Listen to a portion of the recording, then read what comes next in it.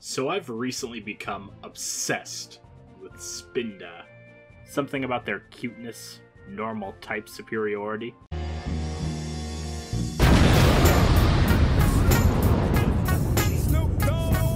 And the fact that every single one has a unique appearance has made me just adore the little guys. I decided that I would make a Spinda party, training their EVs, abilities, and levels enough to take on the Elite Four, the champion, and eventually, Steven Stone himself. Good God. Spinda are a normal type Pokemon, with 60 base stats across the board. The best move that they can learn is Return, a move that gets more powerful the more friends you are with them, and I'm very good friends with my Spinda, I'll have you know. I plan on using this move to great effect against the Elite Four. They can also learn just enough TMs to have a broad spread across most types. Pretty much absolutely necessary to fight the Ghost-type Elite Four member as well as Steven Stone. The most unique thing about Spinda is the fact that they all have a unique appearance based on the placement of 4 dots on their face. I've linked a video in the description that goes in depth about how this all works, but to put it simply, there are approximately 4,294,976,296 possible variations in how a Spinda's dots can be placed on their head. Not only does that mean that no one on Earth has ever caught every variation of Spinda, except in Pokemon Go where they don't have that many variations, I guess, but it also means that if you're a Spinda lover, you most likely have at least one Spinda variation that no one else has ever seen before. More on that later. Now, why did I decide on Gen 3's Pokemon Emerald to become a Spinda collector on? The answer is simple. Their spawn rate is the highest in this game, making it a prime location to catch Spinda of all kinds, both for good IVs and just as a collection of totally unique Pokemon. Spinda were the original NFTs, don't at me. I started a new save in this Pokemon game I've never played, and began to play the game normally, using a Mudkip starter with a Tailo as a secondary that I caught. After finding Fall Arbor Town in Route 113, where Spindas spawn at a 70% rate, I began catching the buggers by the hundreds. The objective was to get Spinda with good enough IVs to break the Elite Four challengers. I continued clearing gyms with the Mudkip, who is now a Swampert, and the Tailo, who's now a Swellow. Once I got to the Elite Four, I put the two aside for good, using the Tailo, a fly guy, who, by the way, is a female Pokemon, as an HM slave to fly me around places. Simultaneously, I was still hunting Spinda with good natures and IVs. I eventually found a Spinda with an attack IV of 30 out of 31, and a nature that benefited attack, the nature being naughty.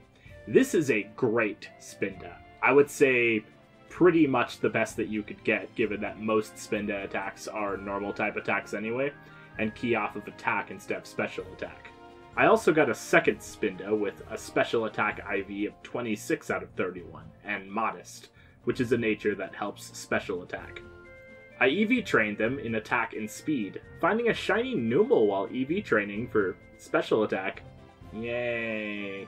I did EV train a set of 6 Spinda, but the third most powerful got barely any use in the Elite Four battle, having not even been brought to the Steven optional boss, and the last 3 I never even bothered to level up. Spinda are just so OP that you don't even need a full level 100 party of them to beat everything this game has to offer. Well, not the Battle Frontier, I don't think, but I haven't tried that yet. After EV training, I got the Spinda with an attack IV of 30, named Avatar, to level 100. Also getting the special attack Spinda, who's named Outskirts, to level 70, with a third physical attack Spinda also at level 70 for backup. Then came the Elite Four. The battles went marvelously, with Avatar and Outskirts decimating most of the Elite Four and the champion, mostly with the moves Return and Brick Break. The only real problems arose with Phoebe, the Ghost-type trainer. Ugh. Due to a mix of my incompetence in using the wrong items and moves over and over and over again, and her Pokemon being particularly resistant to everything except for Shadow Ball, the battle was grueling, and I used a ton of items to get through it with nothing but sheer endurance. The other 4 battles were, dare I say it, really easy, with most of the Pokemon on the Elite Four's team being one-shot by either Avatar or Outskirts, the third Spinda there, by the way, was Comb-Over, but Comb-Over only came in occasionally to tank some hits while I was healing the other units. My Spinda had done it. They had defeated the Elite Four. Now, you can probably see that I actually brought 6 Spinda to the battle in the full video, but only 3 of them saw any real use, as the other 3 are severely underleveled. They're essentially spectators. Speaking of being underleveled, the fight with Steven came about. Most of his Pokemon were a complete joke, but his Metagross was no laughing matter. I grinded Outskirts to level 100, opting to sideline Comb-Over entirely, focusing on Avatar and Outskirts' development. Still, I hit a roadblock with the Metagross. No! I knew that my Shadow Ball ability wouldn't be enough to punch through his defenses, so I gave my Spinda Dig. That was a mistake. After coming to my senses and realizing that A, Metagross has Earthquake, which destroys digging Pokemon, and B, the Spinda I had it on was trained in Special Attack, not Attack, which Dig keys its damage from, I decided to give my Special Attack Spinda Hidden Power, as Outskirts' Hidden Power just happened to be Fire type. This destroyed the Metagross. And there you have it. The Elite Four beaten with 3 Spinda, and Steven, the optional Super Boss, beaten with 2. Granted, they are only about 2 steps removed from being completely optimized, but still, my little guys were able to take the gold. Take that, Pikachu, you idiot. Now you may ask, where does the story go from here? Well, dear viewers, I don't plan on stopping there. Oh no. There's many more games. I started a Spinda fan club Discord, which you can find a link to in the description below. And I still have the ultimate challenge for any Spinda aficionado, getting a shiny. The thing about the rarity of any 2 Spinda sharing the same spot combination is that a shiny Spinda exacerbates the situation into numbers that are frankly difficult to quantify.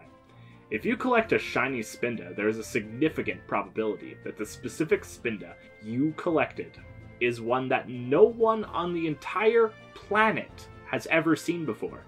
So naturally, it's my goal to find one. Links to the full battles between the Elite Four and Steven can be found in the description below, as well as that informative piece I mentioned earlier about how Spinda are affected by the binary numbers that generate their personality. And that's it. The end of the video. Goodbye.